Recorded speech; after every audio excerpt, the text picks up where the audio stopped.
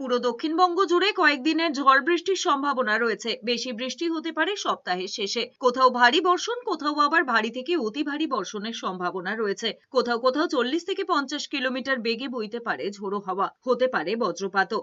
অন্যদিকে উত্তরবঙ্গের জেলাগুলিতে দুর্যোগ কিছুটা কমতে পারে আগামী কয়েকদিন। বজ্রপাত এবং ঝোড়ো হাওয়ার সম্ভাবনা থাকলেও আপাতত ভারী বৃষ্টির কোনো সম্ভাবনা নেই উত্তরের জেলাগুলিতে। তবে বিক্ষিপ্তভাবে সব জেলাতেই হালকা থেকে মাঝারি বৃষ্টি হতে পারে। বৃহস্পতিবার সকাল থেকেই কলকাতায় আকাশ খানিক মেঘলা।